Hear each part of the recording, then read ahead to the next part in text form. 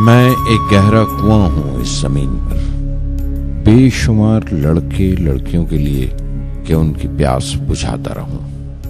उसकी बेपनाह रहमत उसी तरह जर्रे जर्रे पर बरसती है जैसे कुआं सबकी प्यास बुझाता है।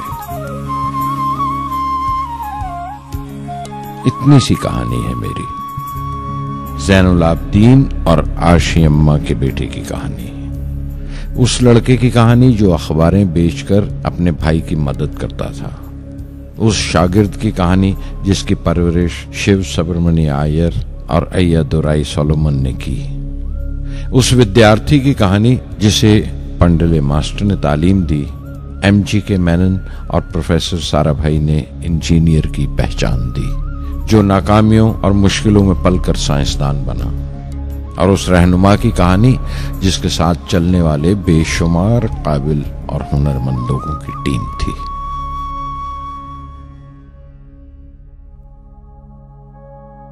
मेरी कहानी मेरे साथ खत्म हो जाएगी, क्योंकि दुनियावी मानों में मेरे पास कोई पूंजी नहीं है। मैंने कुछ हासिल नहीं किया, जमा नहीं किया। मेरे पास कुछ नहीं और कोई नहीं, न बेटा, न बेटी, न परिवार। मैं दूसरों के लिए मिसाल नहीं बनना चाहता, लेकिन शायद कुछ पढ़ने वालों को प्रेरणा मिले कि अंतिम सुख रूह और आत्मा की तस्कीन है। खुदा की रहमत उनकी वरासत है। मेरे परदादा अबुल, मेरे दादा फकीर और मेरे वालिद ज़ैनुल आबदीन का खानदानी सिलसिला अब्दुल कलाम पर खत्म हो जाएगा, लेकिन खुदा की रहमत कभी खत्म नहीं होगी, क्योंकि वो अमर है, लाफानी है। पूर्णमदः पूर्णमिदं पूर्णात् पूर्णमुदच्यते पूर्णस्य पूर्णमादाय पूर्णमेवावशिष्यते। ॐ पूर्णमदः पूर्णमिदं पूर्णात् पूर्णमुदच्यते पूर्णस्य पूर्णमादाय पूर्णमेवावशिष्यते। पूर्णमदः पूर्णमिदं पूर्णात् पूर्णमुदच्यते पूर्णस्य पूर्णमादाय पूर्णमेवावशिष्यते। पूर्णमदः पूर्णमिदं पूर्णात् पूर्णमुदच्यते पूर्णस्य पूर्णमादाय पूर्णमेवावशिष्यते।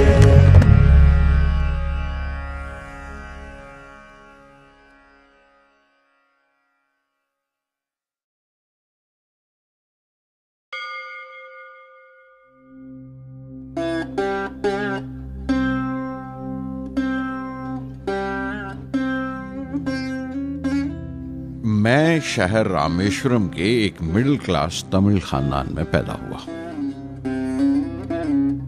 मेरे अब्बा ज़ैनुल आबदीन के पास न तालीम थी न दौलत, लेकिन इन मजबूरियों के बावजूद एक दानाई थी उनके पास और हौसला था। और मेरी मां जैसी मददगार थी आशी अम्मा। उनकी कई औलादों में एक मैं भी था, बुलंद कामत माँ बाप का एक छोटे से कद वाला मामूली शक्ल सूरत का लड़का। अपने पुश्तैनी मकान में रहते थे हम, जो कभी 19वीं सदी में बना था। काफी वसी और पक्का मकान था रामेश्वरम की मस्जिद स्ट्रीट में। मेरे अब्बा हर तरह के ऐशो आराम से दूर रहते थे, मगर जरूरियात की तमाम चीजें मुयस्सर थीं। सच तो यह है कि मेरा बचपन बड़ा महफूज था, मादी तौर पर भी और जज्बाती तौर पर भी, मटीरियली एंड इमोशनली।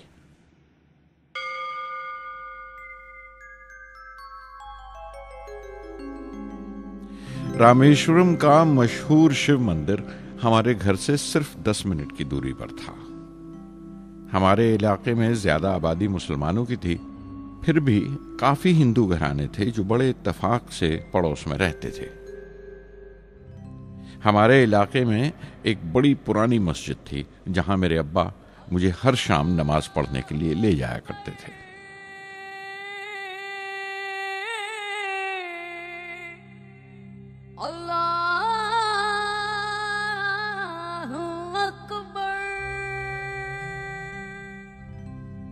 रामेश्वरम मंदिर के बड़े पुरोहित पक्षी लक्ष्मण शास्त्री मेरे अब्बा के पक्के दोस्त थे।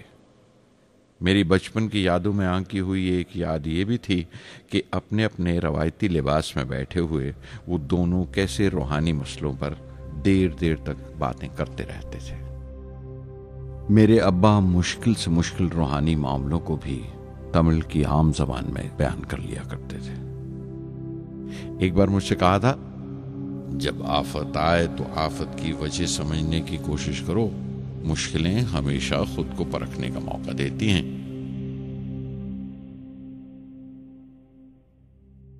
मैंने हमेशा अपनी साइंस और टेक्नोलॉजी में अब्बा के असूलों पर चलने की कोशिश की है।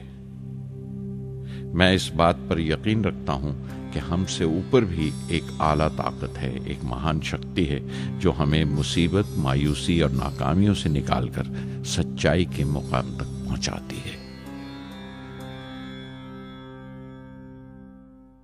मैं करीब 6 बरस का था जब अब्बा ने एक लकड़ी की कश्ती बनाने का फैसला किया, जिसमें वो यात्रियों को रामेश्वरम से धनुषकोडी का दौरा करा सकें, ले जाएं और वापस ले आएं। वो समंदर के साहिल पर लकड़ियां बिछाकर कश्ती का काम किया करते थे। एक और हमारे रिश्तेदार के साथ, अहमद जलालुद्दीन। बाद में उनका निकाह मेरी आपा जोहरा के साथ हुआ। अहमद जलालुद्दीन हालांकि मुझसे 15 साल बड़े थे, फिर भी हमारी दोस्ती आपस में जम गई थी। हम दोनों हर शाम लंबी सैर को निकल जाया करते थे।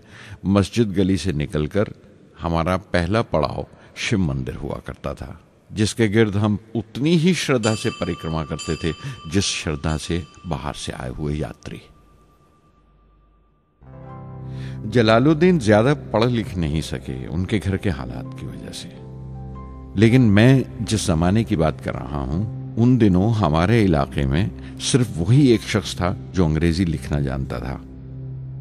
जलालुद्दीन हमेशा तालीम याफ्ता पढ़े लिखे लोगों के बारे में बातें करते थे, साइंस की इजाद, मेडिसिन और उस वक्त के लिटरेचर का जिक्र किया करते थे।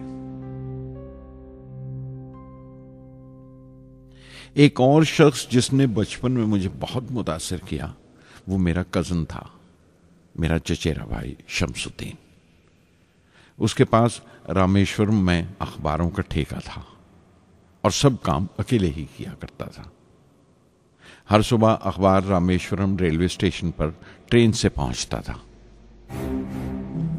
सन 1939 में दूसरी आलमगीर जंग शुरू हुई, द सेकेंड वर्ल्ड वॉर। उस वक्त मैं 8 साल का था। हिंदुस्तान को इत्तेहादी फौजों के साथ शामिल होना पड़ा और एक इमरजेंसी कैसे हालात पैदा हो गए थे। सबसे पहली दुर्घटना यह हुई कि रामेश्वरम स्टेशन पर आने वाली ट्रेन का रुकना कैंसिल कर दिया गया और अखबारों का गट्ठा अब रामेश्वरम और धनुषकोडी के बीच से गुजरने वाली सड़क पर चलती ट्रेन से फेंक दिया जाता। शमसुद्दीन को मजबूरन एक मददगार रखना पड़ा जो अखबारों के गट्ठे सड़क से जमा कर सके। वो मौका मुझे मिला और शमसुद्दीन मेरी पहली आमदनी की वजह बना। हर बच्चा जो पैदा होता है वो कुछ समाजी और आर्थिक हालात से जरूर असरअंदाज होता है और कुछ अपने जज्बाती माहौल से भी। उसी तरह उसकी तरबियत होती है। मुझे दयानतदारी और सेल्फ डिसिप्लिन अपने अब्बा से विरासत में मिला था और मां से अच्छाई पर यकीन करना और रहमदिली। लेकिन जलालुद्दीन और शमसुद्दीन की सोहबत से जो असर मुझ पर पड़ा, उससे सिर्फ मेरा बचपन ही महज अलग नहीं हुआ, बल्कि आइंदा जिंदगी पर भी उसका बहुत बड़ा असर पड़ा।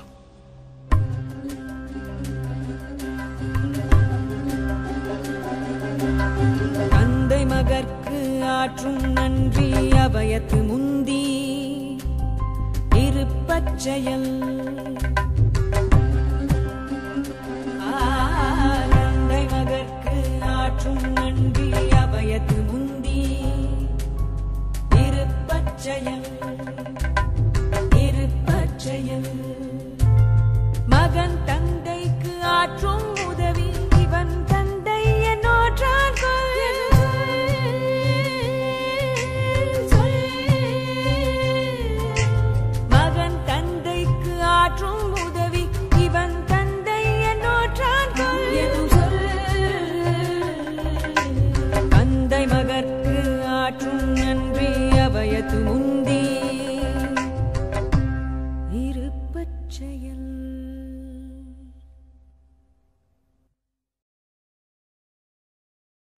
फिर जंग खत्म हो गई और हिंदुस्तान की आज़ादी बिल्कुल यकीनी हो गई।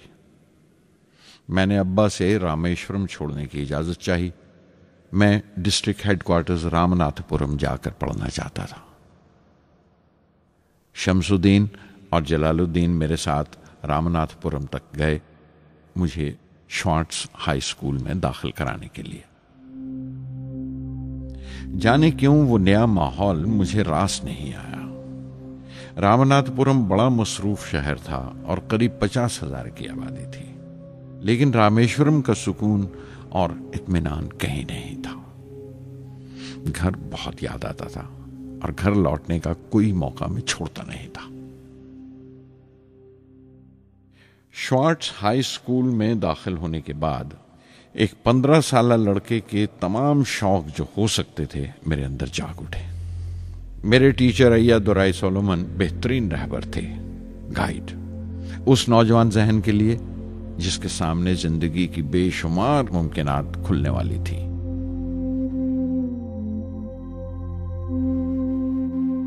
रामनाथपुरम के उस अरसा क़याम में उनसे मेरा रिश्ता उस्ताद शागिर्द या गुरु शिष्य से भी आगे निकल गया। अय्यादुराई कहा करते थे, जिंदगी कामयाब होने और नतीजे हासिल करने के लिए 3 ताकतों पर काबू पाना बहुत जरूरी है: ख्वाहिश, यकीन और उम्मीद।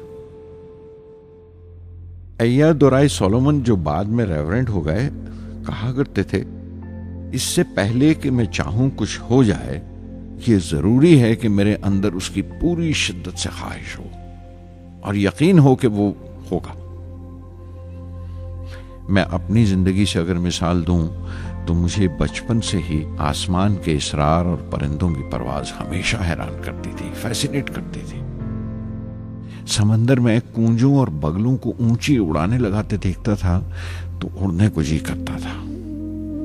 मैं एक सादा लोग गांव ही का लड़का तो था, लेकिन मुझे यकीन था कि एक दिन मैं जरूर उन कूंजों की तरह बुलंद उड़ाने लगाऊंगा, बुलंदी पर परवाज करूंगा। और हकीकत यह है कि रामेश्वरम से उड़ने वाला मैं पहला लड़का था।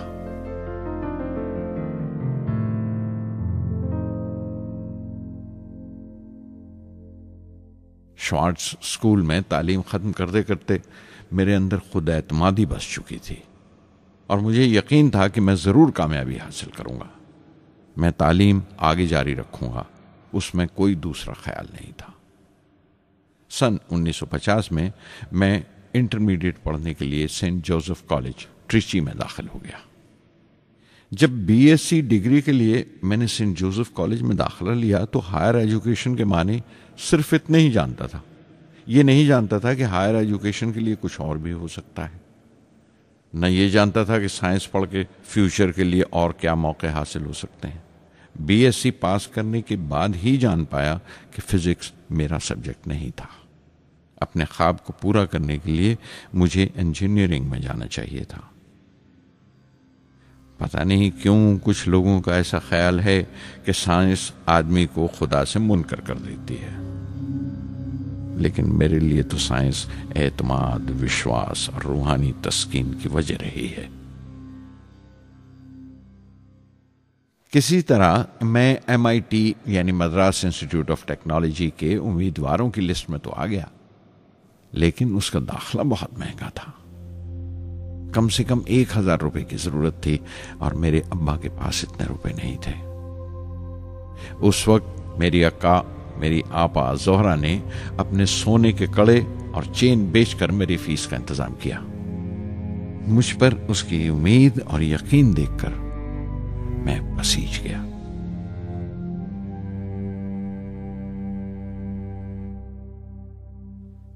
MIT में सबसे ज्यादा मजा आया। वहां 2 हवाई जहाज रखे देखकर जो उड़ान से बरी कर दिए गए थे, मुझे उनकी तरफ एक अजीब सा खिंचाव महसूस होता था। और जब सब लड़के हॉस्टल लौट जाते थे, मैं कई कई घंटे उनके पास बैठा रहता था। फर्स्ट ईयर मुकम्मल करने के बाद जब मुझे अपने ज्यादा खुसूसी मजमून चुनना थे, यानी अपनी स्पेशल ब्रांच का चुनाव करना था, तो मैंने फॉरेन एरोनॉटिकल इंजीनियरिंग का चुनाव कर लिया। MIT की तालीम के दौरान मुझे 3 टीचर्स ने बहुत मुतासिर किया।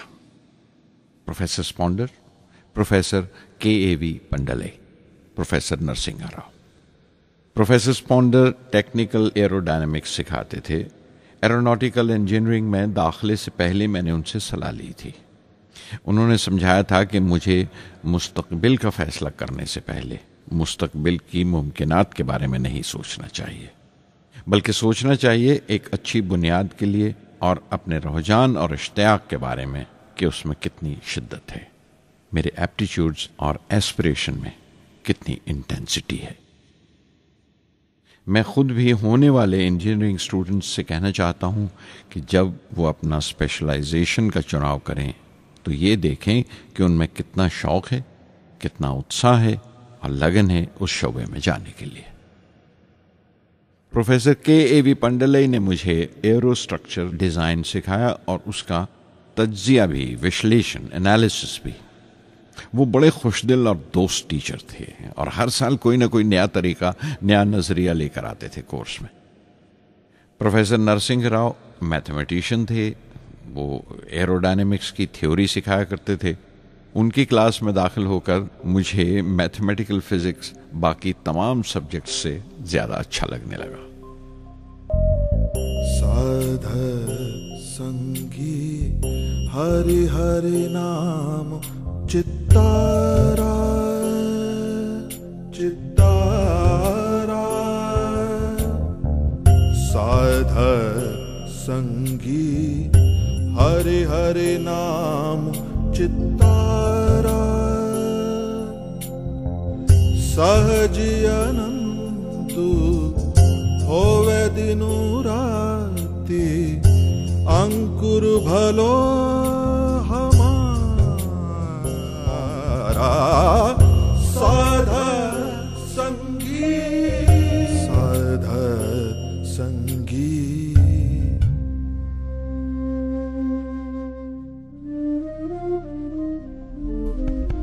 गुरुपुरा भेटियो बड़ भागी, गुरुपुरा भेटियो बड़ भागी, जाको अंतु न परवारा, अंतु न परवारा, नानक सरनी गही स्वामी की, पुनः पुनः नमस्कार, साध संगी साध संगी।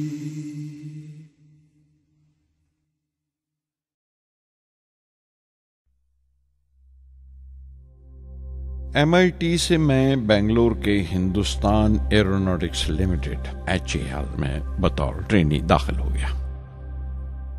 HAL से जब मैं एरोनॉटिकल इंजीनियरिंग ग्रेजुएट बनकर निकला तो जिंदगी ने 2 मौके मेरे सामने खड़े कर दिए और दोनों मेरी परवाज के देरीना ख्वाब पूरे कर सकते थे। एक मौका था एयरफोर्स का, दूसरा मिनिस्ट्री ऑफ डिफेंस में directorate of technical development and production का। मैंने दोनों में अर्जी भेज दी और बैक वक्त दोनों से इंटरव्यू का बुलावा आ गया। एयरफोर्स के लिए मुझे देहरादून बुलाया गया था और डिफेंस के लिए दिल्ली। मेरे दोनों मुकाम 2000 किलोमीटर के फासले पर थे। ये पहला मौका था मेरा अपने वसी और विराट वतन को देखने का। खिड़की पर बैठा मैं इस देश की सरजमीन को पांव तले से बहता हुआ देख रहा था। हैरान था कि उत्तर की तरफ सफर करते हुए एक ही मुल्क का लैंडस्केप कैसे बदलता चला जाता है।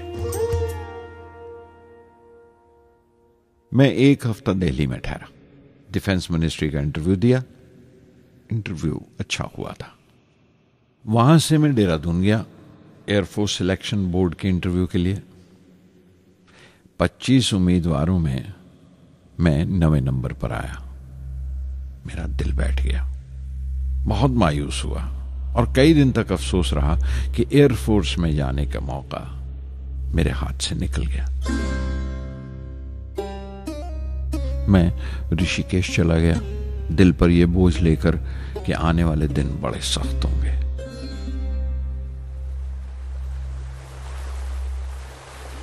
गंगा में स्नान किया और फिर चलता हुआ पास की पहाड़ी पर शिवानंद आश्रम तक पहुंच गया। स्वामी शिवानंद से भेंट हुई। देखने में बिल्कुल गौतम बुद्ध लगते थे, सफेद दूधिया धोती और पांव में लकड़ी की खड़ाऊ। उनकी बच्चों सी मासूम मुस्कान और सादा दिली देखकर बहुत प्रभावित हुआ मैंने बताया उन्हें कैसे मैं इंडियन एयरफोर्स में भर्ती होने से रह गया और मेरी कितनी शदीद ख्वाहिश थी आसमानों में उड़ने की, परवास करने की। वो मुस्कुरा दिए और बोले, ख्वाहिश अगर दिलो जान से निकली हो, वो पवित्र हो और उसमें शिद्दत हो, तो उसमें कमाल की एक इलेक्ट्रोमैग्नेटिक एनर्जी होती है, एक बरकी मकनातीसी ताकत होती है। दिमाग जब सोता है तो वो एनर्जी रात की खामोशी में बाहर निकल जाती है और सुबह कायनात ब्रह्मांड से सितारों की गति रफ्तार को अपने साथ समेटकर दिमाग में लौट आती है। इसीलिए जो सोचा है उसकी सृष्टि अवश्य है, वो तख्लीक होगा। तुम विश्वास करो इस अजली बंधन पर, इस वचन पर कि सूरज फिर लौटेगा, बाहर फिर से आएगी। मैं दिल्ली लौट आया, डिफेंस से अपना इंटरव्यू का नतीजा दरियाफ्त किया। जवाब में मुझे अपॉइंटमेंट लेटर थमा दिया गया और अगले दिन से सीनियर साइंटिफिक असिस्टेंट मुकर्रर कर दिया गया 250 रुपए की माहाना तनख्वाह पर। 3 साल गुजर गए। उन्हीं दिनों बेंगलोर में एरोनॉटिकल डेवलपमेंट एस्टेब्लिशमेंट ADE का एक नया महकमा खुला और मुझे वहां पोस्ट कर दिया गया। बेंगलोर कानपुर से बिल्कुल मुख्तलिफ शहर था। मैं अपने डायरेक्टोरेट की पोस्टिंग का पहला साल वहां गुजार चुका था। दरअसल हमारे देश में ये एक अजीब तरीका है, एक अजीब सा ढंग है अपने लोगों को हद दर्जा तक निचोड़ लेने का, जो हमारे लोगों को इंतहा पसंद बना देता है। शायद इसलिए कि सदियों इस देश ने गैर मुल्की तहजीबों के जख्म भी खाए हैं और उन्हें अपने दामन में जगह भी दी है। अलग अलग हुक्मरानों से वफा करते करते हम अपनी हैसियत, अपनी यकताई खो बैठे हैं। बल्कि हमने एक और ही किस्म की खूबी पैदा कर ली है कि एक ही वक्त में रहम दिल भी हैं और बेरहम भी, हसास भी हैं और बेहिस भी। जितने गहरे हैं उतने ही सतही। ऊपर से देखो तो हम बड़े खुश रंग और खूबरू नजर आते हैं, लेकिन कोई गौर से देखे तो अपने हुक्मरानों की एक बेढब नकल से ज्यादा कुछ नहीं है। मैंने कानपुर में कल्ले में दबाए हुए पान वाले नवाब वाजिद अली शाह के नकलची बहुत देखे और बेंगलोर में फिरंगियों के अंदाज में कुत्ते की जंजीर थामे टहलते हुए साहिबों की कमी नहीं थी। बेंगलोर में रहकर मैं रामेश्वरम के सुकून और गहरे शांत वातावरण के लिए तरसता था।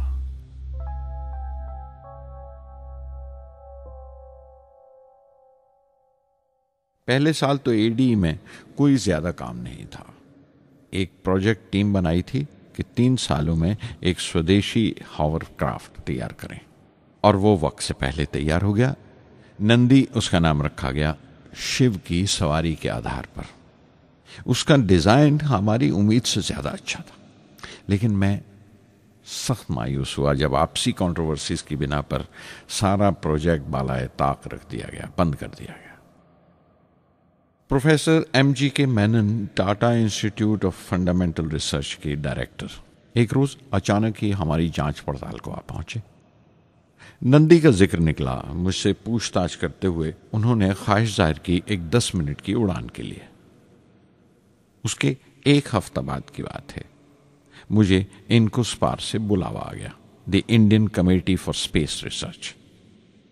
मैं मुंबई चला गया रॉकेट इंजीनियर की पोस्ट के लिए इंटरव्यू देने।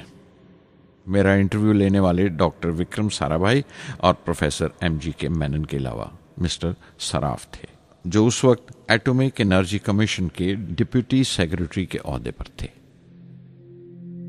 डॉक्टर साराभाई की गर्मजोशी ने पहली ही मुलाकात में मेरा दिल मोह लिया। अगले ही दिन मुझे खबर मिल गई कि मैं चुन लिया गया। मुझे इनकोस्पार में रॉकेट इंजीनियर की हैसियत से शामिल कर लिया गया था। सन 1962 के देरीना हिस्से में कहीं इनकोस्पार ने थुम्बा में इक्वेटोरियल रॉकेट लॉन्चिंग स्टेशन बनाने का फैसला किया। थुम्बा केरला में त्रिवेंद्रम से परे एक दूर दराज के ऊंगते से गांव का नाम है। हिंदुस्तान में यह मॉडर्न रॉकेट बेस्ड रिसर्च की एक दबी सी इब्तदा थी, हल्की सी शुरुआत। उसके फौरन बाद ही मुझे 6 माह के लिए अमेरिका भेज दिया गया, नासा में रॉकेट लॉन्चिंग की ट्रेनिंग के लिए।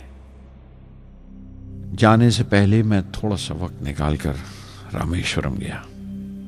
मेरे अब्बा मेरी इस कामयाबी के लिए बहुत खुश हुए और मुझे उसी मस्जिद में ले जाकर शुक्राने की नमाज अदा की।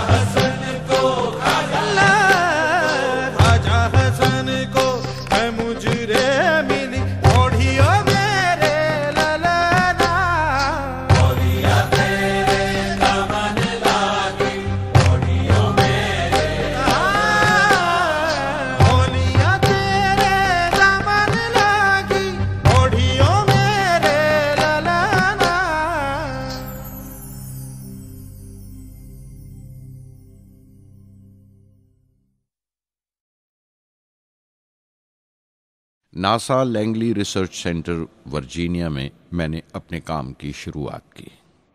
बाद में Goddard space flight centre Maryland चला गया।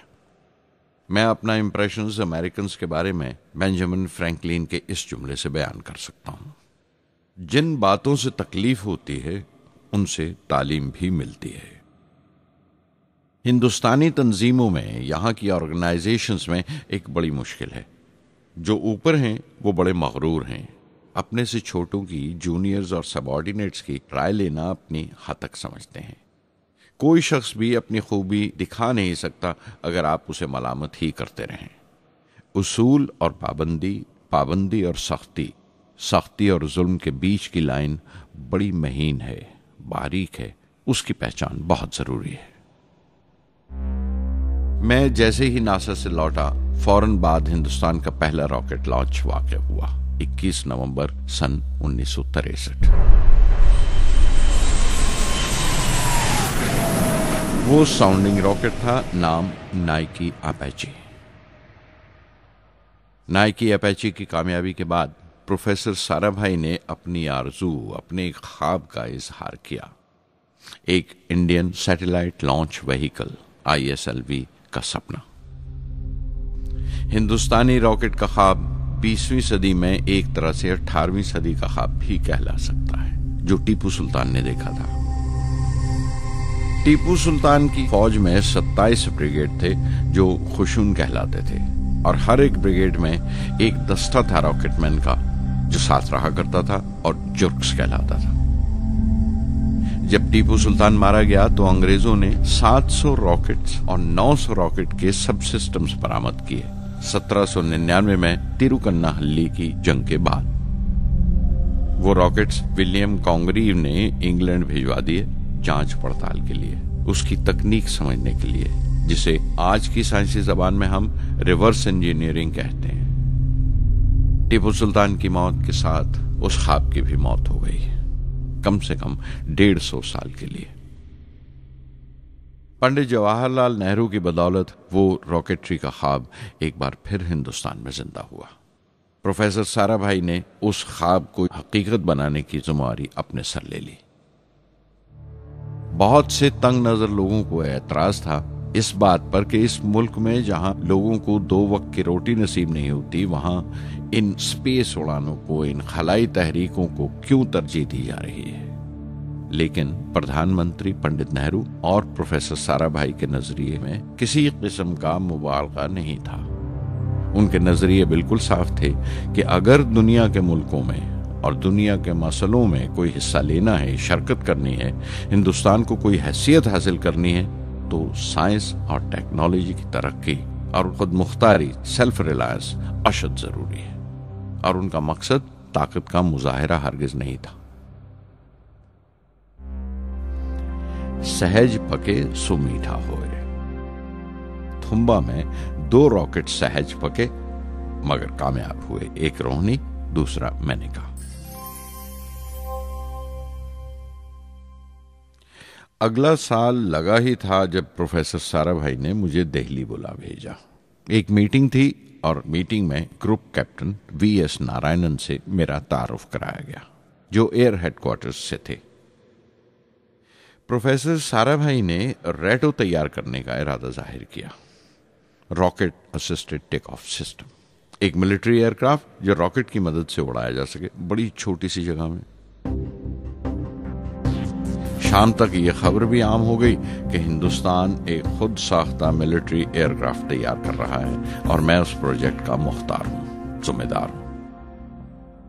मैं कई तरह के जज्बात से भर गया, खुश भी था, शुक्रगुजार भी, खुशकिस्मत भी, और एक एहसास हुआ तकमील का, फुलफिलमेंट का। 19वीं सदी के एक शायर की ये सतरें बहुत याद आई। हर दिन के लिए तैयार रहो, हर दिन को एक तरह ही मिलो। जब ओखली हो बर्दाश्त करो, जब दस्ता हो तो वार करो। रेटो पे काम करते हुए 2 अहम वाकयात हुए। पहला तो यह था कि अपने देश में पहली बार स्पेस रिसर्च का 10 साला प्रोग्राम तैयार हुआ, जिसके ऑथर थे प्रोफेसर साराभाई। मेरे लिए वो एक ऐसा रोमानी मैनिफेस्टो था जैसे स्पेस से इश्क करने वाले किसी शायर की रोमानी नज्म हो, जैसे कोई अपने देश के आसमान से इश्क करने लगा हो। और दूसरा वाकया मिनिस्ट्री ऑफ डिफेंस में मिसाइल पैनल का तैयार होना। नारायणन और मैं, हम दोनों उस पैनल के मेंबर थे। उस वक्त तक भविष्य की आने वाली SLV सैटेलाइट लॉन्च व्हीकल का नाक नक्शा भी तैयार हो चुका था। प्रोफेसर साराभाई अपने देरीना ख्वाब को ताबीर देने के लिए कुछ और साथियों का चुनाव कर चुके थे। मैं खुद को खुशकिस्मत समझता हूं कि मुझे उस प्रोजेक्ट का लीडर चुना गया। उस पर प्रोफेसर साराभाई ने मुझे एक और जिम्मेदारी भी सौंपी कि लॉन्च की 4थी स्टेज मैं ही डिजाइन करूं। यह मामूल था, मेरा आदत थी कि हर मिसाइल पैनल की मीटिंग के बाद मैं जाकर प्रोफेसर साराभाई को पूरी तफसील, पूरी रिपोर्ट देता था।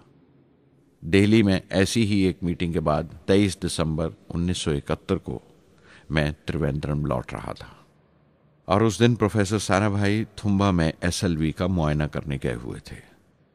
दिल्ली एयरपोर्ट के लाउंज से मैंने उन्हें फोन किया, पैनल मीटिंग की तफसील बताई। प्रोफेसर साराभाई ने मुझे कहा कि मैं त्रिवेंद्रम एयरपोर्ट पर उनका इंतजार करूं। मैं जब त्रिवेंद्रम पहुंचा तो फिजा में एक मातम बिछा हुआ था। मुझे खबर दी गई कि प्रोफेसर साराभाई नहीं रहे। चंद घंटे पहले दिल का दौरा पड़ने से उनका इंतकाल हो गया। मैं थर्रा के रह गया। चंद घंटे पहले ही तो मैंने उनसे बात की थी। मेरे लिए वो बहुत बड़ा सदमा था। प्रोफेसर साराभाई मेरी नजर में इंडियन साइंस के राष्ट्रपिता हैं, जैसे राष्ट्र के पिता महात्मा गांधी हैं। उन्होंने अपनी टीम से रहनुमा पैदा किए और खुद अपने अमल से उनके लिए मिसाल साबित हुए।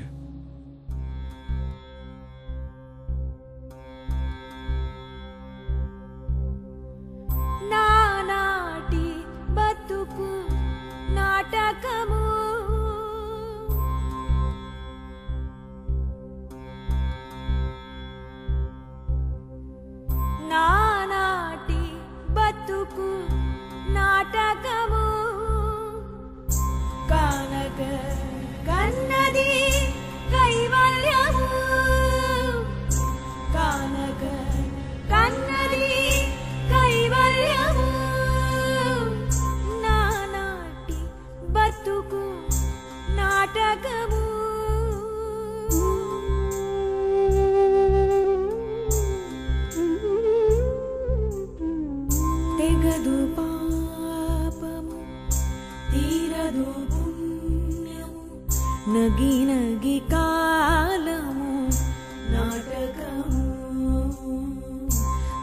తీరదు పాపము తీరదు పుణ్యము నగి నగి కాలము నాటకము యగువన శ్రీ వెంకటేశ్వరుడేలికే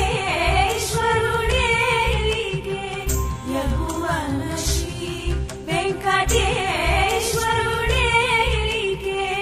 గగనము నీతిది కైవల్యము గగనము నీతిది కైవల్యము కైవల్యము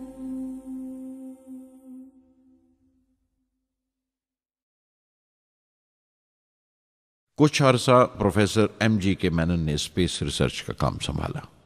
बिलाखिर प्रोफेसर सतीश धवन को Indian space research organisation ISRO की जिम्मेदारी सौंप दी गई। तुम्बा का पूरा कॉम्प्लेक्स एक बड़े पैमाने पर स्पेस सेंटर बना दिया गया और Vikram Sarabhai space centre VSSC का नाम दिया गया। जिसने वो सेंटर कायम किया था उसी के नाम से उस जगह की श्रद्धांजलि पेश की गई। मशहूर मेटलर्जिस्ट डॉक्टर ब्रह्म प्रकाश VSSC के पहले डायरेक्टर मुकर्रर हुए। कोई भी शख्स अपनी जिम्मेवारी में तभी कामयाब हो सकता है अगर वो बारसूख हो, मोतबर हो और अपने फैसलों के लिए उसे सही हद तक आजादी हो। शायद निजी जिंदगी में भी तसल्ली का यही एक रास्ता है। आजादी और जिम्मेवारी एक साथ हो, तभी वो तस्कीन और खुशी का बायस हो सकती है। और जाती आजादी हासिल करने के लिए मैं 2 रास्ते तजवीज कर सकता था जो मैंने इख्तियार किए। पहला तो यह कि अपनी तालीम और तरबियत को बढ़ावा दो। इल्म, नॉलेज बड़ा कारामद हथियार है, बहुत काम आता है। इल्म जितना ज्यादा होगा उतनी ज्यादा आजादी के हकदार हो गए। इल्म वो पूंजी है जो कोई छीन नहीं सकता। टीम की रहनुमाई तभी मुमकिन है अगर आपकी जानकारी मुकम्मल हो, अप टू डेट हो। कामयाब रहनुमा बनने के लिए जरूरी है कि दिन का काम जब खत्म हो आप पिछले काम का जायजा लें, अगले दिन के काम की तैयारी करें। दूसरा तरीका यह है कि अपने काम को अपना फख्र समझें, गर्व समझें और जरूरी है कि अपने अंदर की शक्ति की सही जानकारी हो। जो करो उस पर यकीन रखो या जिस पर यकीन हो वही करो, वरना दूसरों के ईमान का शिकार बनते रहोगे। SLV प्रोजेक्ट के पहले 3 सालों में साइंस के बहुत से नए नए इसरार खुले और आहिस्ता आहिस्ता साइंस और टेक्नोलॉजी का फर्क समझ आने लगा। रिसर्च और अमल, डेवलपमेंट का फासला पता चलने लगा। किसी भी ईजाद में गलतियां होना लाजमी है, लेकिन हर गलती कामयाबी की तरफ एक और कदम उठाती है, एक और सीढ़ी बन जाती है। किसी भी तख्लीक की तरह SLV-3 की तख्लीक भी कई दर्दनाक लम्हों से गुजरी। एक रोज जब मैं और मेरे तमाम साथी अपने कामों में पूरी तरह डूबे हुए थे, मेरे घर से एक मौत की इत्तला पहुंची। मेरे दोस्त और हमदर्द मेरे बहनोई जलालुद्दीन का इंतकाल हो गया था। कुछ देर के लिए तो मैं सुन्न होकर रह गया। मेरी आंखों में अंधेरा छा गया। थोड़ी देर बाद जब अपने चौगिरदे का एहसास हुआ तो महसूस किया जैसे मेरी हस्ती का एक हिस्सा मर गया था। रात की रात बसों में सफर करता हुआ अगली सुबह मैं रामेश्वरम पहुंचा। जोहरा को क्या तसल्ली देता और क्या सब्र देता अपनी भांजी महबूबा को जो रो रो कर हलकान हो रही थी। मेरी आंखों के सोते पहले ही सूख चुके थे। थुम्बा लौटकर बहुत दिनों तक सारा कामकाज, सारी मसरूफियत बेमानी लगने लगी। बहुत दिनों तक बहुत मलाल लगा, सब बेमानी लगता था। प्रोफेसर धवन देर देर तक हौसला देते थे, कहते SLV पर जैसे जैसे काम आगे बढ़ेगा मुझे सब्र महसूस होगा और ये मायूसी कम होते होते गुजर जाएगी। 1976 में मेरे अब्बा ज़ैनुल आबदीन 102 साल की उम्र में वहीं रामेश्वरम में इंतकाल फरमा गए। 15 पोते पोतियां छोड़कर गए थे पीछे और एक पड़पोता। दुनियावी तौर पर वो सिर्फ एक और बुजुर्ग की मौत थी।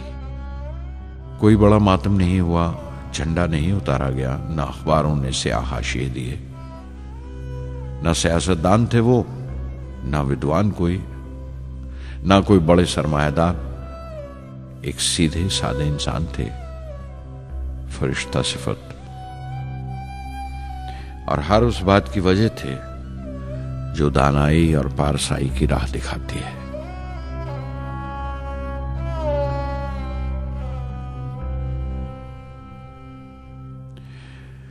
मैं बहुत देर तक अपनी मां के पास बैठा रहा, चुपचाप, और जब उठा थुम्बा लौटने के लिए तो उसने रुंधे गले से दुआएं दी मुझे।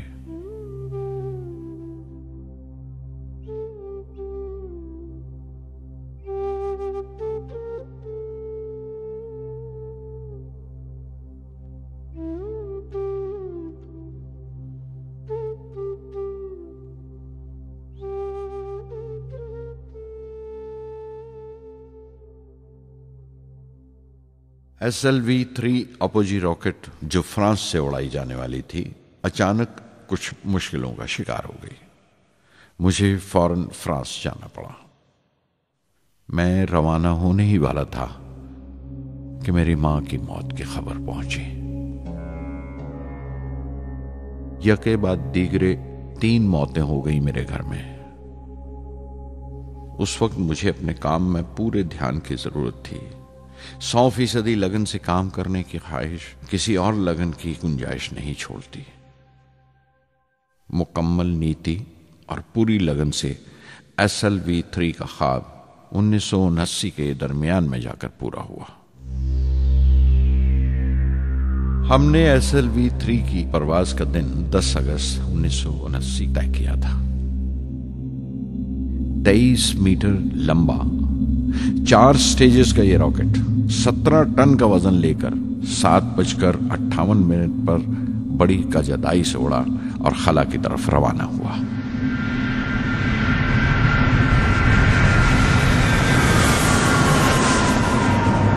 पहली स्टेज हर तरह से पुख्ता निकली और बड़े आराम से रॉकेट दूसरी स्टेज में दाखिल हो गया। हम सब दम खुद रह गए, सांस रोके बैठे थे। हमारे बरसों का ख्वाब आसमान की तरफ सफर कर रहा था। अचानक हमारे ख्वाब में दरार आई, हमारा सुकून टूटा, हमारी खामोशी टूटी। दूसरी स्टेज काबू से बाहर होने लगी थी। 317 सेकंड के बाद परवाज टूट गई। मेरी मेहनत और उम्मीद चौथी स्टेज को साथ लेकर तमाम मलबा श्री हरिकोटा से 560 किलोमीटर दूर समंदर में जाके गिरा।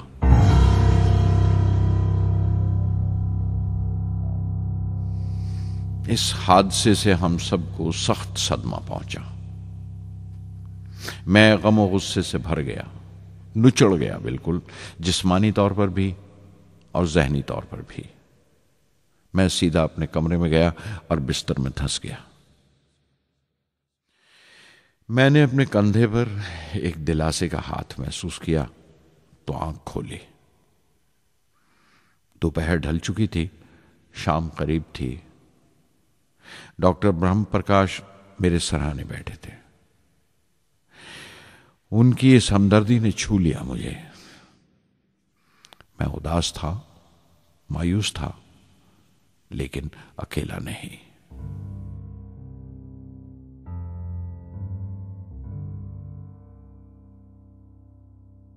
हर शख्स तकनीकी जमा तफरीक और बहस मुबासे के बाद मुतमईन हो चुका था, संतुष्ट हो चुका था, लेकिन मुझे इत्मीनान ना आया और मुसलसल बेचैन रहा। मैं बेसाख्ता खड़ा हो गया और एतराफ़ किया प्रोफेसर धवन के सामने, सर, मेरे साथियों को नाकामयाबी की वजह दरियाफ्त हो जाने से इत्मीनान हो गया, लेकिन मैं उसे काफ़ी नहीं समझता। इस मिशन के डायरेक्टर की हैसियत से इस गलती को भी मैं अपनी जिम्मेवारी समझता हूँ। SLV-3 की नाकामयाबी की जिम्मेवारी मेरी है।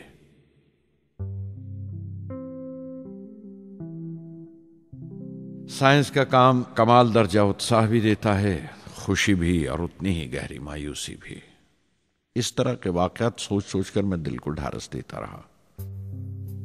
यह ख्याल कि इंसान चांद पर उतर सकता है सबसे पहले एक रूसी साइंटिस्ट ने सोचा था। उसे हकीकत बनने में 40 साल गुजर गए जब अमेरिका ने उसे पूरा किया। प्रोफेसर चंद्रशेखर ने चंद्रशेखर लिमिट का आविष्कार किया था 1930 में, जब कैम्ब्रिज में पढ़ रहे थे। लेकिन 50 साल बाद उन्हें उसी डिस्कवरी पर नोबेल प्राइज मिला। वॉन ब्रॉन अपनी सैटर्न लॉन्च व्हीकल से आदमी को चांद पर उतारने से पहले कितनी सारी नाकामियों से गुजरे होंगे। पहाड़ की चोटी पर उतरने से पहाड़ पर चढ़ने का तजुर्बा नहीं मिलता। जिंदगी पहाड़ की चढ़ानों पर मिलती है, चोटी पर नहीं। चढ़ानों पर ही तजुर्बे मिलते हैं और जिंदगी मंचती है और टेक्नोलॉजी तरक्की करती है। चोटी पर पहुंचने की कोशिश ही में चढ़ानों का इल्म हासिल होता है। मैं एक एक कदम चलता रहा, चढ़ता रहा चोटी की तरफ।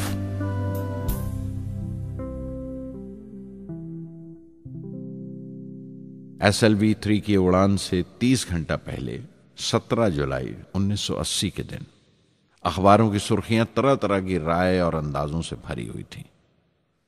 ज्यादातर रिपोर्टर्स ने पहली SLV की उड़ान याद दिलाई थी कि किस तरह वो रॉकेट फेल हो गया था और उसका मलबा समंदर में जाकर गिरा था। कुछ लोगों ने तो देश की दूसरी खामियों का जिक्र करते हुए भी उसे SLV-3 से जोड़ दिया था। मैं जानता था कि अगले दिन का नतीजा हमारे फ्यूचर के स्पेस प्रोग्राम का फैसला करने वाला है। मुख्तसर ये कि सारी कौम की नजरें हम पर गड़ी हुई थीं। 18 जुलाई 1980 सुबह 8:03 पर हिंदुस्तान का पहला सैटेलाइट लॉन्च व्हीकल उड़ा।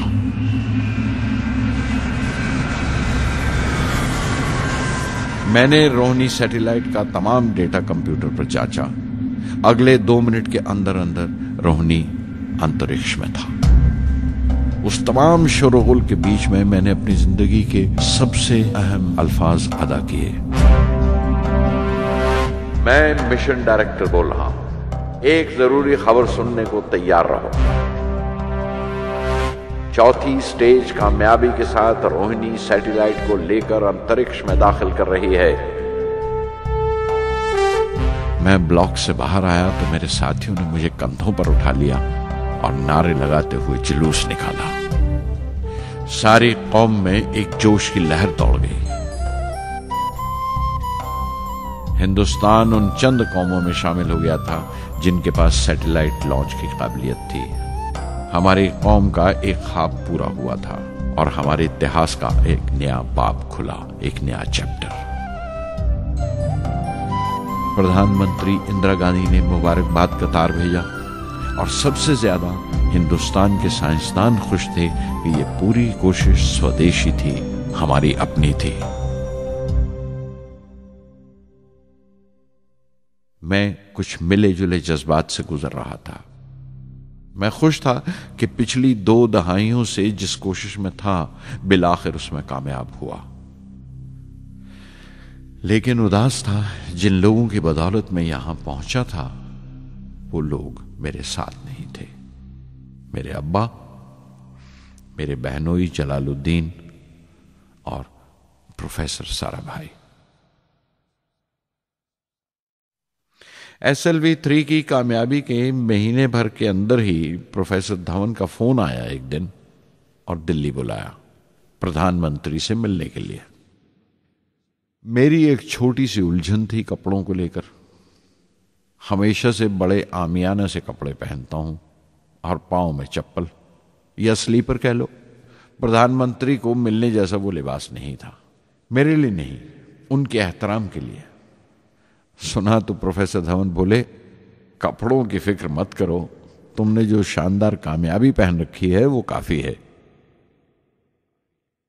रिपब्लिक डे 1981 मेरे लिए एक बड़ी खुशखबरी लेकर आया कि मुझे पद्म भूषण से नवाजा गया है।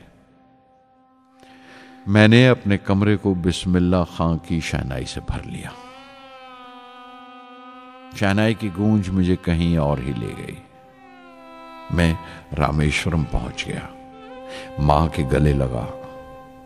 अब्बा ने मेरे बालों को उंगलियों से सहलाया और मेरा दोस्त, मेरा रफीक जलालुद्दीन मस्जिद गली में जमा हुए लोगों में मेरे इनाम का ऐलान कर रहा था। मेरी बहन जोहरा ने मीठा बनाया घर में। पक्षी लक्ष्मण शास्त्री ने मेरे माथे पर तिलक लगाया। फादर सोलोमन ने मेरे हाथ में सलीब देकर दुआ पढ़ी और प्रोफेसर सारा भाई को देखा। उनके चेहरे पर मुस्कुराहट थी, फख्र था। जो पौधा वो लगाकर गए थे अब पूरा पेड़ बन चुका था, जिसके फल हिंदुस्तान की आवाम तक पहुंच रहे थे।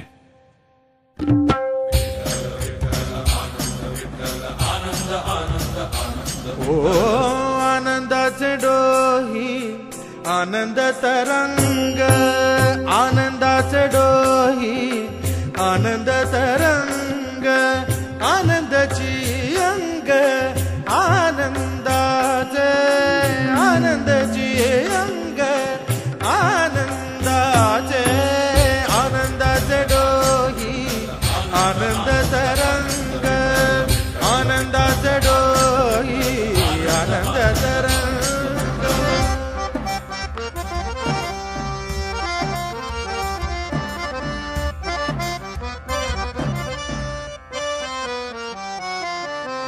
गर्भाचे आवडी मातेचा डोहळा, तेथीचा जीवळा तेथे प्रेंबे। गर्भाचे आवडी मातेचा डोहळा, तेथीचा जीवळा तेथे प्रेंबे। तुका म्हणे तैसा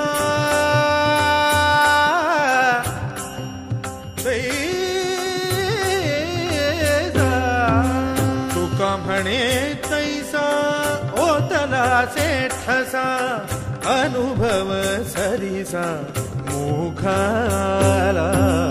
आनंदाचे डोही आनंद तरंग, आनंदाची अंग, आनंदाचे आनंदाचे डोही आनंद तरंग।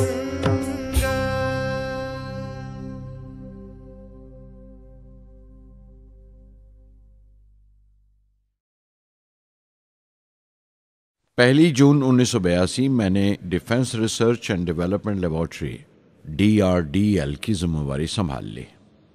उस वक्त के defence minister Shri R Venkataraman ने जब मशवरा दिया कि बजाय दर्जा बदर्जा मिसाइल तैयार करने के हमें मुकम्मल अपनी मिसाइल तैयार करने का प्रोग्राम बनाना चाहिए, तो हमें अपने कानों पर यकीन नहीं आया और देखते देखते ही वो प्रोजेक्ट एक मुकम्मल मिसाइल का प्रोग्राम बन गया, जिसके नतीजे आइंदा बहुत दूर तक पहुंचे। हर एक प्रोजेक्ट का नाम हिंदुस्तान की खुद मुख्तारी, सेल्फ रिलायंस का सबूत था। सरफेस टू सरफेस मिसाइल का नाम पृथ्वी रखा गया। टैक्टिकल कोर व्हीकल को त्रिशूल का नाम दिया गया। Surface to air defence system Akash कहलाया। एंटी टैंक मिसाइल प्रोजेक्ट को नाग के नाम से पुकारा गया और मेरे देरीना ख्वाब रेक्स को यानी re entry experiment launch vehicle को मैंने अग्नि का नाम दिया। मिसाइल टेक्नोलॉजी का हुनर दुनिया की कुछ चुनी हुई कौमों के पास ही था। वो बड़े ताज्जुब से हमारी तरफ देख रहे थे कि हम क्या करने जा रहे हैं और कैसे करेंगे। हम एक मीटिंग में बैठे हुए अपने मकसद को पूरा करने के लिए 1984 की निशानदेही कर रहे थे जब डॉक्टर ब्रह्म प्रकाश की मौत की खबर आई। मेरे लिए वो एक और सदमा था। पहली SLV की नाकामी के वक्त जिस तरह उन्होंने ढारस दी थी मुझे, वो याद करके मैं और ज्यादा गमगीन हो गया।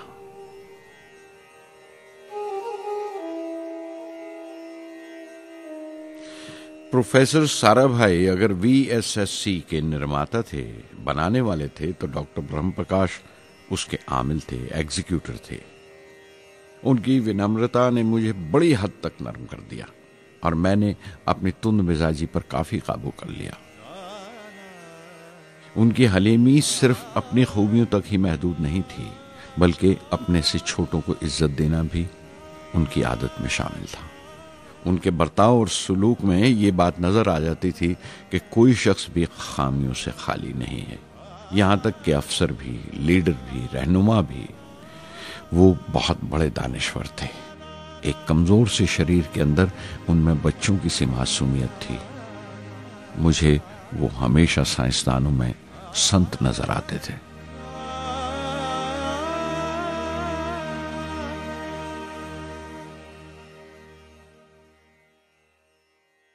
पृथ्वी का काम अपनी तकमील को पहुंच रहा था जब हम 1988 में दाखिल हुए। 25 फरवरी 1988 सुबह 11:23 पर पृथ्वी की पहली परवाज वाक़ हुई। हमारे मुल्क में वो एक ऐतिहासिक मौका था। पृथ्वी सिर्फ एक सरफेस टू सरफेस मिसाइल ही नहीं, बल्कि आइंदा आने वाली तमाम किस्म की मिसाइल का बुनियादी नक्शा भी था। फ्यूचर का मॉड्यूल था वो। पृथ्वी ने हमारे आस पड़ोस के मुल्कों को दहला दिया। मगरबी यानी वेस्टर्न मुल्कों को पहले तो हैरत हुई, फिर गुस्से का इजहार किया और पाबंदी लगा दी इंडिया के लिए कि वो ऐसी कोई चीज बाहर के मुल्कों से न खरीद सकें जो उनके मिसाइल प्रोग्राम में इस्तेमाल हो सकती हो या काम आ सकती हो। मिसाइल की ईजाद में हिंदुस्तान की खुद मुख्तारी ने दुनिया के तमाम तरक्की याफ्ता मुल्कों को परेशान कर दिया। अग्नि की टीम में 500 से ज्यादा साइंसदान शामिल थे। अग्नि की परवाज 20 अप्रैल 1999 तय पाई थी। लॉन्च की तमाम तैयारियां मुकम्मल हो चुकी थीं और हिफाजत के लिए यह फैसला किया गया था कि लॉन्च के वक्त आसपास के तमाम गांव खाली करा दिए जाएं। अखबारात और दूसरी मीडिया ने इस बात को बहुत उछाला। 20 अप्रैल पहुंचते पहुंचते तमाम मुल्क की नजरें हम पर टिकी हुई थीं। दूसरे मुल्कों का दबाव बढ़ रहा था कि हम इस तजुर्बे को मुलतवी कर दें या खारिज कर दें, लेकिन सरकार मजबूत दीवार की तरह हमारे पीछे खड़ी रही और किसी तरह हमें पीछे नहीं हटने दिया। परवाज से सिर्फ 14 सेकंड्स पहले हमें कंप्यूटर ने रुकने का इशारा किया। किसी एक पुर्जे में कोई खामी थी, वो फौरन ठीक कर दी गई, लेकिन उसी वक्त डाउन रेंज स्टेशन ने रुकने का हुक्म दिया। चंद सेकंड्स में कई रुकावटें सामने आ गईं और परवाज मुलतवी कर दी गई। अखबारात ने आस्तीनें चढ़ा लीं। हर बयान ने अपनी अपनी तरह की वजूहात निकाल ली। कार्टूनिस्ट सुधीर दार ने एक कार्टून शाया किया जिसमें एक खरीदार कुछ सामान दुकानदार को वापस करते हुए कह रहा था, अग्नि की तरह वो भी नहीं चली। एक कार्टून में दिखाया गया कि साइंसदान कह रहा है, सब ठीक था, स्विच बटन नहीं चला। हिंदुस्तान टाइम्स के कार्टून में एक नेता रिपोर्टर को समझा रहा है, डरने की कोई बात नहीं, ये बड़ी अमन पसंद अहिंसावाद की मिसाइल है, इससे कोई मरेगा नहीं। करीब 10 रोज दिन रात काम चला मिसाइल की दुरुस्ती पर और आखिरकार साइंसदानों ने एक नई तारीख तय की अग्नि की परवाज के लिए। मगर फिर वही हुआ। 10 सेकंड पहले कंप्यूटर ने रुकावट का इशारा किया। पता चला एक पुर्जा काम नहीं कर रहा है। परवाज फिर मुलतवी कर दी गई। ऐसी बात किसी भी साइंसी तजुर्बे में हो जाना आम बात है, गैर मुल्कों में भी बहुत बार होता है, लेकिन उम्मीद से भरी हुई कौम हमारी मुश्किलें समझने को तैयार नहीं थी। हिंदू अखबार में केशव का एक कार्टून छपा जिसमें एक देहाती कुछ नोट गिनते हुए कह रहा था, मिसाइल के वक्त गांव से हट जाने का मुआवजा मिला है। 2-4 बार और ये तजुर्बा मुलतवी हुआ तो मैं पक्का घर बनवा लूंगा। अमोल बटर वालों ने अपने होर्डिंग पर लिखा, अग्नि को ईंधन के लिए हमारे बटर की जरूरत है। अग्नि की मुरम्मत का काम जारी रहा। आखिरकार एक बार फिर 22 मई की तारीख अग्नि की परवाज के लिए तय पाई। उसकी पिछली रात doctor Arunachalam, general KN Singh और मैं डिफेंस मिनिस्टर KC पंत के साथ चहलकदमी कर रहे थे। पूरे चांद की रात थी, हाई टाइड का वक्त था और लहरें गरज गरज कर खुदा की अजमत का नाम ले रही थी। कल अग्नि की परवाज कामयाब होगी या नहीं, बार बार यही सवाल हमारे दिमाग में गूंज रहा था।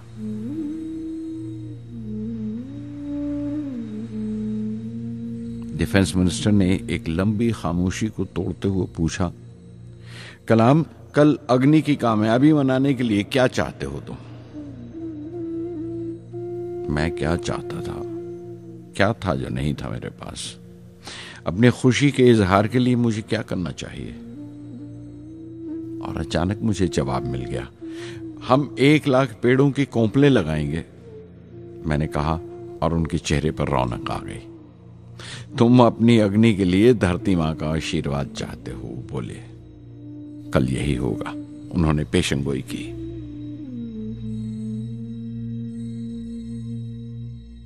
अगले दिन सुबह 7:10 पर अग्नि लॉन्च हुई।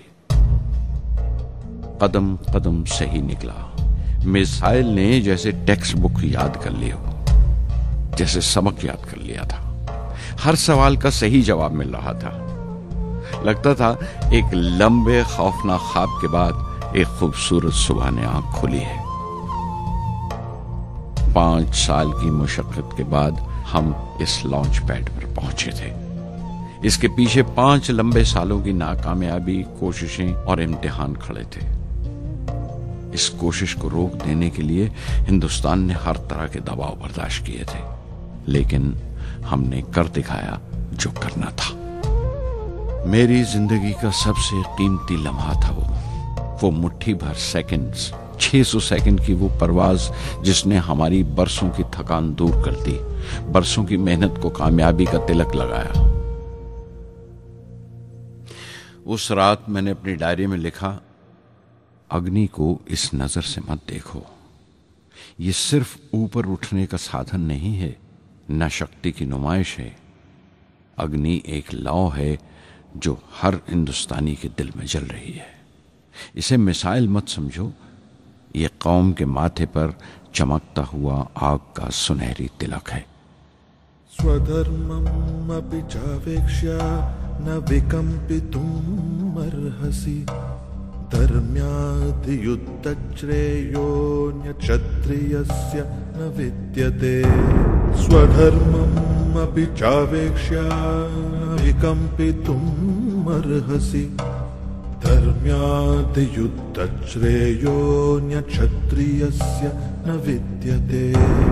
अदच्चेत्त्वम् इमं धर्म्यं संग्रामं न करिष्यसि, तदस्वधर्मं कीर्तिं च हित्वा पापम् अवाप्स्यसि, हित्वा पापम् अवाप्स्यसि।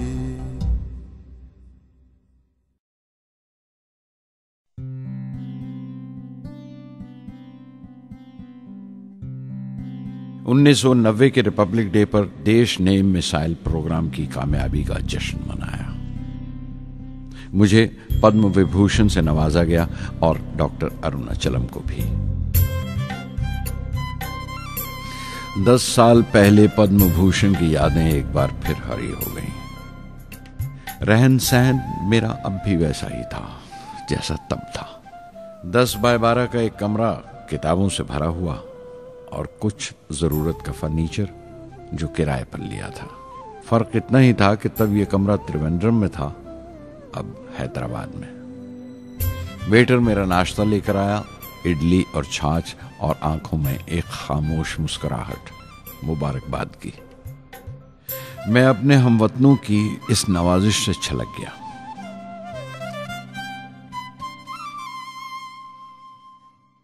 मैं जानता हूं कि बहुत से साइंसदान और इंजीनियर मौका मिलते ही वतन छोड़ जाते हैं, दूसरे मुल्कों में चले जाते हैं ज्यादा रुपया कमाने के लिए, ज्यादा आमदनी के लिए। लेकिन ये आदर, मोहब्बत और इज्जत क्या कमा सकते हैं जो उन्हें अपने वतन से मिलती है। 15 अक्टूबर 1991 में 60 साल का हो गया। मुझे अपने रिटायरमेंट का इंतज़ार था। चाहता था कि गरीब बच्चों के लिए एक स्कूल खोलूं। ये वो दिन थे जब मैंने सोचा कि अपनी ज़िंदगी के तजुर्बे, मुशाहिदे और वो तमाम बातें कलमबंद करूं जो दूसरों के काम आ सकें। एक तरह से अपनी स्वाने उम्री लिखूं, अपनी जीवनी। मेरे ख्याल में मेरे वतन के नौजवानों को एक साफ नजरिए और दिशा की ज़रूरत है। तभी ये इरादा किया कि मैं उन तमाम लोगों का जिक्र करूं जिनकी बदौलत मैं ये बन सका जो मैं हूं। मकसद ये नहीं था कि मैं कुछ बड़े बड़े लोगों के नाम लूं, बल्कि ये कि कोई शख्स कितना भी छोटा क्यों ना हो, उसे हौसला नहीं छोड़ना चाहिए। मसले, मुश्किलें जिंदगी का हिस्सा हैं और तकलीफें कामयाबी की सच्चाइयां हैं। जैसा कहा है किसी ने, खुदा ने यह वादा नहीं किया कि आसमान हमेशा नीला ही रहेगा, जिंदगी भर फूलों से भरी राहें मिलेंगी। खुदा ने यह वादा नहीं किया कि सूरज है तो बादल नहीं होंगे, खुशी है तो गम नहीं, सुकून है तो दर्द नहीं होगा। मुझे ऐसा कोई गुरूर नहीं कि मेरी जिंदगी सबके लिए एक मिसाल बनेगी, मगर यह हो सकता है कि कोई मायूस बच्चा किसी गुमनाम सी जगह पर जो समाज के किसी माजूर हिस्से से ताल्लुक रखता हो, ये पढ़े और उसे चैन मिले, ये पढ़े और उसकी उम्मीद रोशन हो जाए। हो सकता है ये कुछ बच्चों को नाउमीदी से बाहर ले आए और जिसे वो मजबूरी समझते हैं वो मजबूरी ना लगे।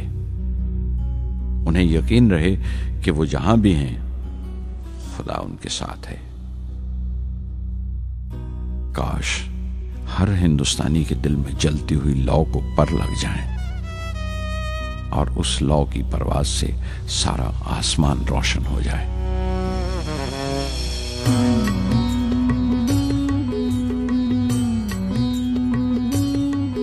ये ज़मीं मेरी, मेरा आसमां, बड़ा खूबसूरत है जहां।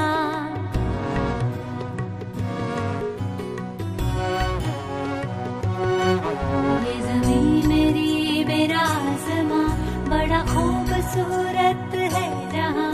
मेरी जिंदगी परवाज़ है, वो फिजा मेरी, मैं उड़ूं जहां। मेरी जिंदगी परवाज़ है, वो फिजा मेरी, मैं उड़ूं जहां। ये ज़मीं मेरी, मेरा आसमां, बड़ा खूबसूरत है जहां। कभी धूप लेप के आसमां हमने सुनहरी कर लिया।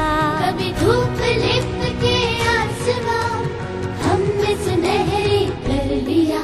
फिर धूप बांध के पाँव में हम उड़े हैं ठंडी हवाओं में। ज़मीं मेरी, मेरा आसमां, बड़ा खूबसूरत है जहां। कभी वक्त उठा के सरों पे हम और आग लेके परों पे हम। कभी वक्त उठा के सरों पे हम और आग लेके परों पे हम। कभी छानी खाली खला कहीं, हम उड़े जहाँ पे हवा नहीं। ज़मीं मेरी, मेरा आसमां, बड़ा खूबसूरत है जहां। मेरी जिंदगी परवाज़ है, मेरी जिंदगी परवाज़ है, वो फिजा मेरी, मैं उड़ूं जहां। ये ज़मीं मेरी, मेरा आसमां, बड़ा खूबसूरत है जहां। ये ज़मीं मेरी, मेरा आसमां,